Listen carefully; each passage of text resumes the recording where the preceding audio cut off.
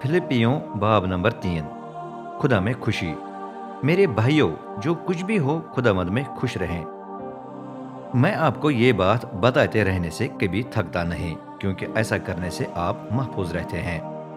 यहूदियों से खबरदार, कुत्तों से खबरदार, उन शरीर मजदूरों से होशियार रहना जो जिस्म की काट छांट यानी खतना करवाते हैं, क्योंकि हम ही हकीकी खतना के पैरोकार हैं। हम ही हैं जो खुदा के रूह में परिस्तिश करते, मसीह ईसा पर फक्र करते और इंसानी खूबियों पर भरोसा नहीं करते। पौलुस की शख्सी गवाही। बात यह नहीं कि मेरा अपनी इंसानी खूबियों पर भरोसा करने का कोई जवाज न होता। जब दूसरे अपनी इंसानी खूबियों पर फक्र करते हैं तो मैं उनकी निस्बत ज्यादा कर सकता हूँ। मेरा खतना हुआ जब मैं अभी 8 दिन का बच्चा था।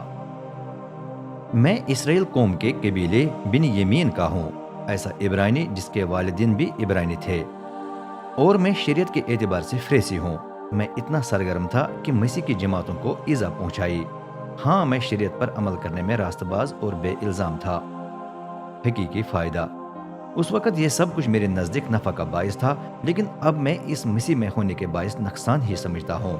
हाँ, बल्कि मैं सब कुछ इस अजीम तरीन बात के सबब से नुकसान समझता हूँ कि मैं अपने खुदा में मसीह ईसा को जानता हूँ। उसी की खातिर मुझे तमाम चीज़ों का नुकसान पहुँचा है। मैं उन्हें कोड़ा ही समझता हूँ ताकि मसीह को हासिल करूँ और उसमें पाया जाऊँ। लेकिन मैं इस नौबत तक अपनी उस रास्तबाजी के जरिए नहीं पहुँच सकता जो शरीयत के ताबे रहने से हासिल होती है। इसके लिए वो रास्तबाजी जरूरी है जो मसीह पर ईमान लाने से मिलती है, जो खुदा की तरफ से है और जो ईमान पर मबनी होती है। हाँ, मैं सब कुछ कोड़ा ही समझता हूँ ताकि मसीह को उसके जी उठने की कुदरत और उसके दुखों में शरीक होने का फजल जान लो।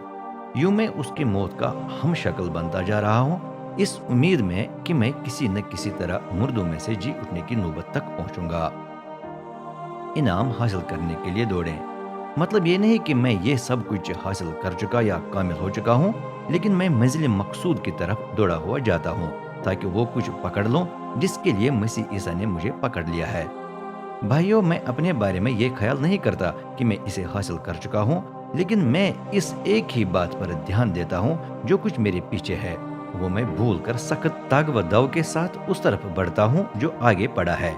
मैं सीधा मंजिल मकसूद की तरफ दौड़ा हुआ जाता हूँ ताकि वो इनाम हासिल करूँ जिसके लिए खुदा ने मुझे मसीह ईसा में आसमान पर बुलाया है।